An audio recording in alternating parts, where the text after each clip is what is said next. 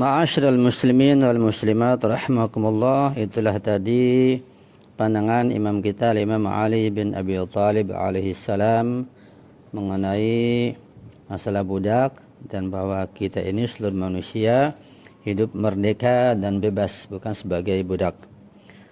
Kemudian kita lanjutkan bahwa Montesquieu juga menulis yang isinya adalah dalam hukum Platon diungkapkan bahwa budak tidak memiliki hak alami untuk membela diri.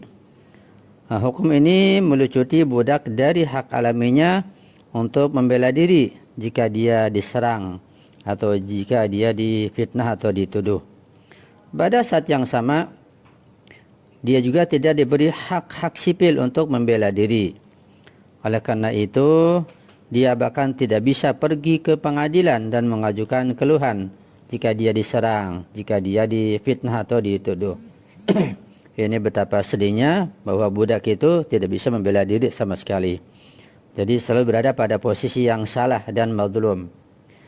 Di Sparta, para budak tidak bisa mengajukan keluhan di pengadilan. Jika mereka terluka, itu nggak bisa berbuat apa-apa. Yang ada hanyalah menerima apa yang terjadi pada dirinya. Budak-budak ini begitu putus asa bahwa mereka dianggap bukan hanya budak seseorang, namun budak bagi masyarakat. Jadi masyarakat memandang budak itu sebagai manusia yang terhina, tidak punya harga diri, tidak punya hak diri, tidak bisa membela diri. Ya, begitu pada kondisi sebelum Rasulullah dan juga pada masa Rasulullah terjadi. Nah, kalau kita lihat kemudian perbudakan di era Romawi kuno, salah satu panggung hiburan utama bagi para bangsawan Romawi adalah mengumpulkan budak miskin di sebuah arena, di sebuah tempat besar, tempat perlombaan, di mana binatang-binatang buas yang lapar seperti harimau dan singa dilepaskan untuk menyerang budak-budak tersebut. Mereka kemudian, ini para penguasa ini akan tertawa terbahak-bahak ketika mereka merasa senang menyaksikan budak-budak itu mulai menangis dan berteriak karena mereka dicabik-cabik oleh binatang. Mereka juga biasa untuk bersenang-senang dengan membuat dua kelompok budak bertengkar satu sama lain dengan pedang. Ketika sebagian budak itu terluka dan berdarah-darah, maka para bangsawan yang menonton itu merasa terhibur. Seandainya para budak itu menolak untuk berpartisipasi dalam event yang mengerikan seperti itu, maka dia akan dicabik-cabik oleh tentara liar yang berdiri di sekitar arena. Sumber lain dari hiburan bagi bangsawan Romawi tersebut pada masa itu adalah memaksa budak-budak mereka untuk meletakkan tangan mereka di dalam wadah silinder yang diisi dengan lebah dan kalajengking. Kemudian setelah wajah mereka berubah warna karena digigit oleh kalajengking dan serangga itu, oleh lebah itu, maka mereka, para majikan itu merasa senang dan mereka tertawa terbahak-bahak. Di bagian lain, penulis The History of Rome menuliskan sebagai berikut tentang kondisi budak di negara tersebut. Budak hanya harus melakukan kerja keras seperti yang dilakukan oleh hewan.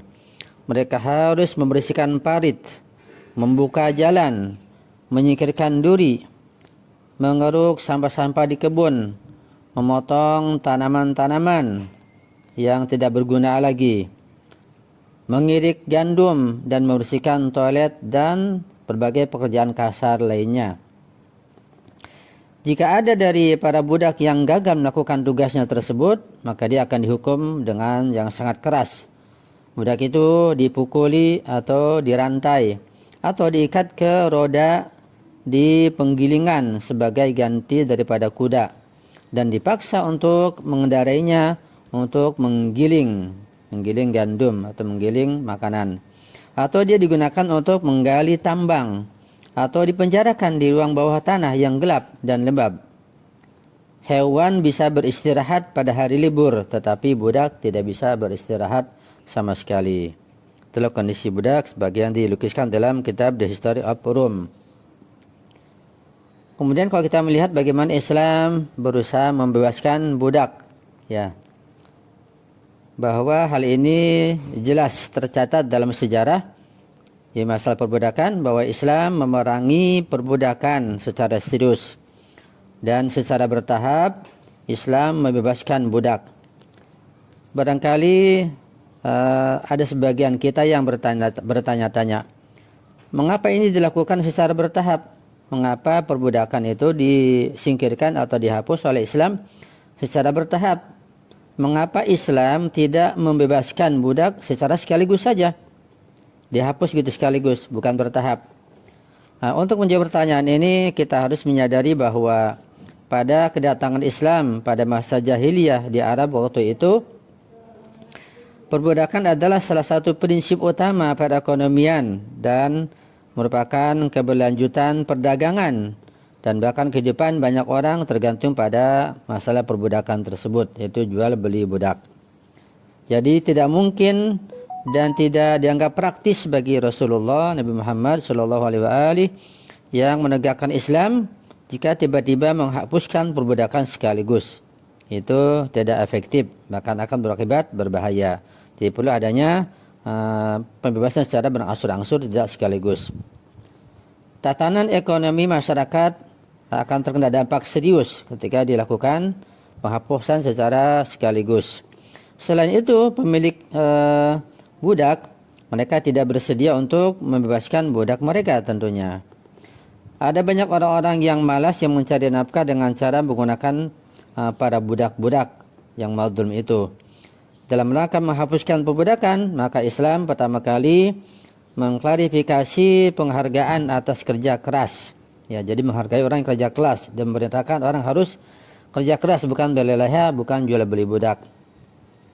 Nah, setelah bekerja dianggap sebagai bentuk ibadah dan semua orang dikatakan memiliki hak untuk mendapatkan keuntungan dari hasil karyanya sendiri, maka dapat dipahami bahwa menjadi malas itu tidak baik dan semua orang harus mendapatkan keuntungan dari karyanya sendiri. Ini satu cara dalam Islam untuk membebaskan budak, ya, secara bertahap agar tidak menimbulkan dampak yang lebih merugikan lagi. Kemungkinan lain yang ada adalah jika Islam membebaskan para budak sekaligus, akan terjadi bahwa mereka mungkin memberontak. Itu para budak akan memberontak serempak, dan ini akan menyebabkan revolusi berdarah karena mereka telah ditindas untuk waktu yang lama. Jadi ada dendam begitu, ya, mereka dibela oleh Islam, akan bangkit dendam, akan terjadi peperangan antara budak-budak yang sangat banyak itu dengan masyarakat dan majikan-majikan mereka. Ini akan melanggar keamanan sosial.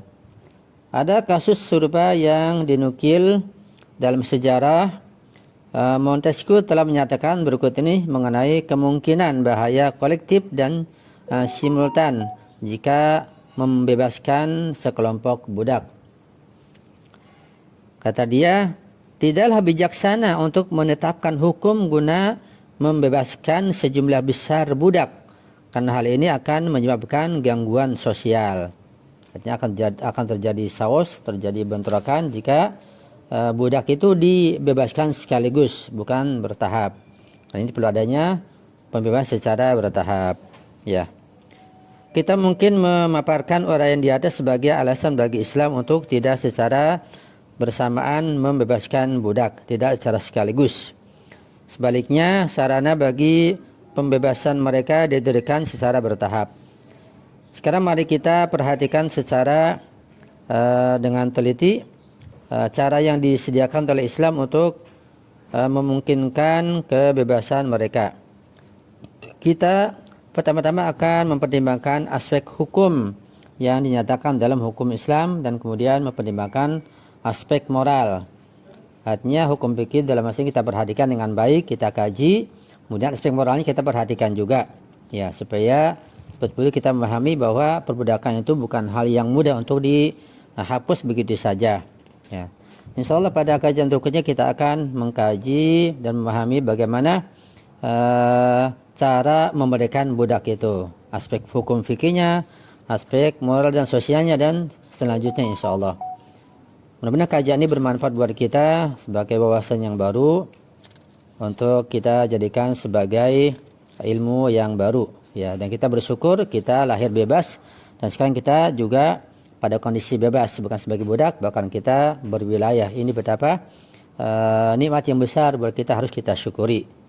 Kita melihat perbudakan begitu mengerikan, begitu ma'adzul mereka. Nah, kita melihat diri kita, betapa kita harus bersyukur pada Allah Subhanahu wa taala. Itu saja, waktu sudah cukup, dan jika ada kesalahan atau kekurangan dan kejanggalan mohon dimaafkan, mohon dikoreksi pula, dan juga mohon doa antum selalu. Saya akhiri, sampai jumpa minggu mendatang, insyaallah kita panjang usia dan dalam lindungan dan rahmat Allah Subhanahu wa taala. Hadallahu wa iyyakum ajma'in wa lafa minkum. Wassalamualaikum warahmatullahi wabarakatuh.